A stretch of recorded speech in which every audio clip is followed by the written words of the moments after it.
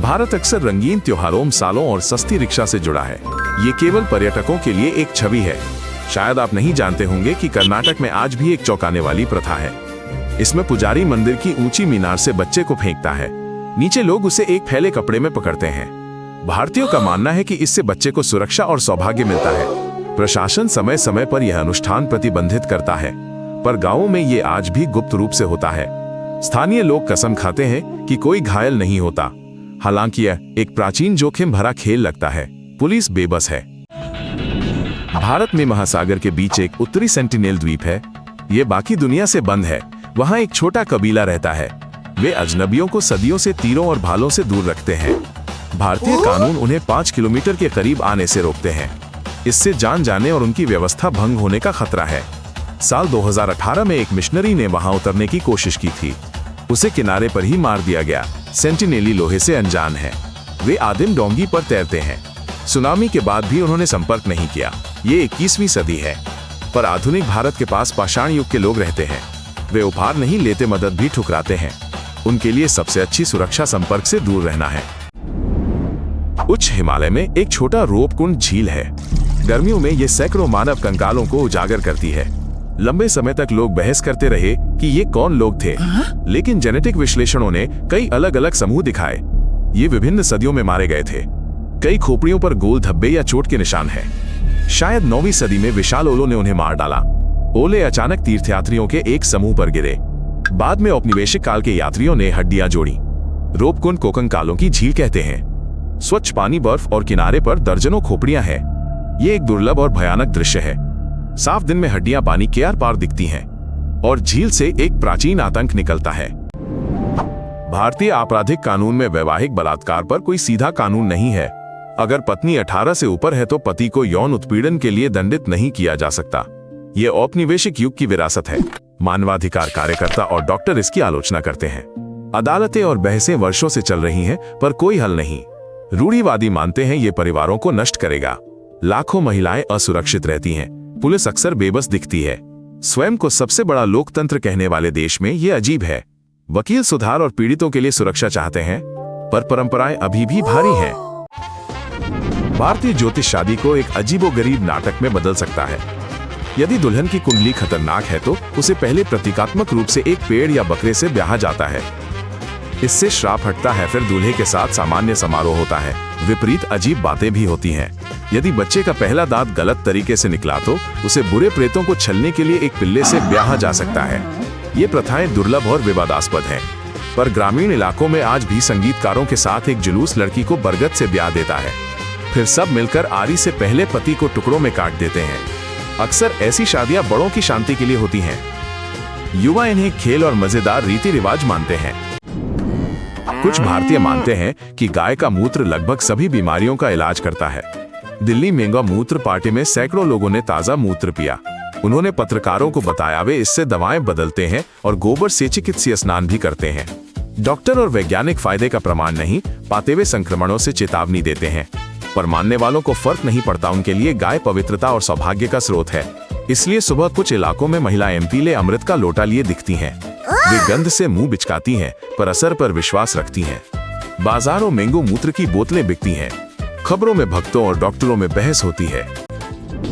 मिजोरम में दुनिया का सबसे बड़ा परिवार रहता था। जियोना चाना की 39 पत्नियां और 94 बच्चे थे। पोते पोतियों समेत 160 से अधिक रिश्तेदार एक छत के नीचे रहते थे। उनका घर एक 4 मंजिला चींटी का बिल था, जिसमें 100 कमरे और एक रसोई थी। रसोई में एक साथ दर्जनों पतीले खौलते थे। बड़ी पत्नियां ड्यूटी का शेड्यूल बनाती थीं। छोटी पत्नियां खाना बनाती और सफाई करती थीं। मुखिया हर पत्नी को समय दे पाता था। कुछ सालों में पूरा परिवार परेड की तरह फोटो खिंचवाने खड़ा होता था। सैकड़ों चेहरे होते थे और सभी एक ही परिवार के थे। पर्यटकों के लिए ये एक जीवित आकर्षण और गृह अर्थशास्त्र का सबक था।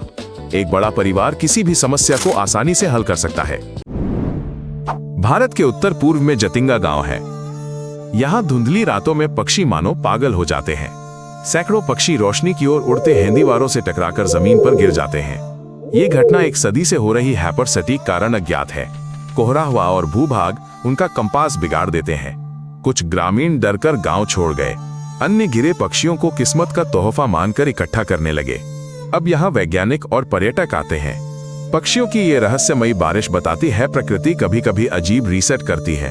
खतरनाक घंटों में यहाँ पगडंडियों पर पहरा दिया जाता है, पर पंखों की गूंज और पक्षियों की चीखें लौट आती हैं। दही हांडी पर्व पर भारतीय सड़कें अखाड़े में बदल जाती हैं। लड़के ऊंचाई पर दही का घड़ा फोड़ने मानव पिरामिड बनाते हैं। टीमें महीनों अभ्यास करती हैं। मानव पिरामिड 10 मंजिलों तक पहुंच जाते हैं। पिरामिड कांपता है। ऊपर एक पतला किशोर संतुलन बनाता है। एक बार और दही की सफेद धार सब पर गिरती है। इनाम के लिए वे चोटों और फ्रैक्चर का जोखिम लेते हैं, इसलिए अधिकारी ऐसे पिरामिडों की ऊंचाई सीमित करते हैं। दर्शकों के लिए ये सर्कस और अनुष्ठानों का मिश्रण है, वहीं प्रतिभागियों के लिए ये गौरव और भगवान तक पहुंचने का तरीका है। यदि पिरामिड ढह जाता है तो नीचे की कतारें गिरने वालों को संभाल लेती हैं और टीम फिर से खड़ी हो जाती है। असम के भूत मिर्च का ये नाम यूं ही नहीं पड़ा है। इसका तीखापन 10 लाख इकाई है। एक छोटा सा टुकड़ा भी किसी को भी रुला देता है। किसान जंगली हाथियों को भगाने के लिए इस मिर्च का लेप बाड़ पर लगाते हैं। सेना ने इस पर आधारित आंसू गैस के ग्रेनेड भी बनाए हैं। बाजारों में इसे चोटियों में बांधकर अचार और सूखे रूप में बेचते हैं, पर एक पर्यटक के लिए जीभ का स्पर्श ही काफी है। मुंह सोल्डरिंग लैंप जैसा जल उठता है। शेफ चटनी में भूत मिर्च का एक छोटा सा दाना मिलाते हैं। इसके बाद वो चटनी भी होंठ जला सकती है। भारतीय सड़कें हॉर्न और अराजकता का संगीत है। यहाँ मार्किंग नहीं होती, ट्रैफिक लाइटें भी काम नहीं करती। हॉर्न ही यहाँ संवाद का मुख्य साधन है। ट्रैफिक में साथ साथ हॉर्न बजाओ स्टिकर वाले ट्रक, ऑटो रिक्शा और पूरे परिवार वाले मोटरसाइकिल चलते हैं। पवित्र गायें भी चौराहे पर लेट सकती हैं, जिससे सबको रुकना पड़ता है।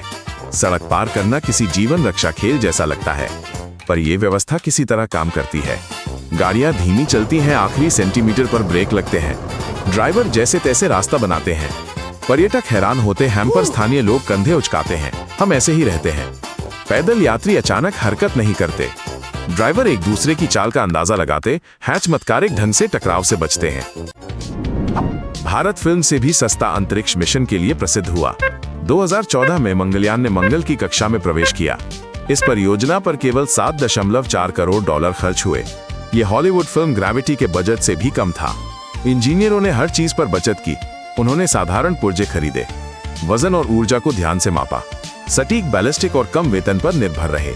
इसका परिणाम था एक गरीब देश द्वारा पहली कोशिश में मंगल का पहला सफल मिशन। ये एक प्रेरणादायक विरोधाभास है। भारत में हर जगह शौचालय नहीं है, फिर भी वे मंगल तक पहुंच गए। ये भारत के बारे में 10 ऐसे तथ्य थे। यदि कुछ नया सीखा तो लाइक करें। अगली रोमांचक देश की कहानी न चूकने के लिए सब्सक्राइब करें। अलविदा।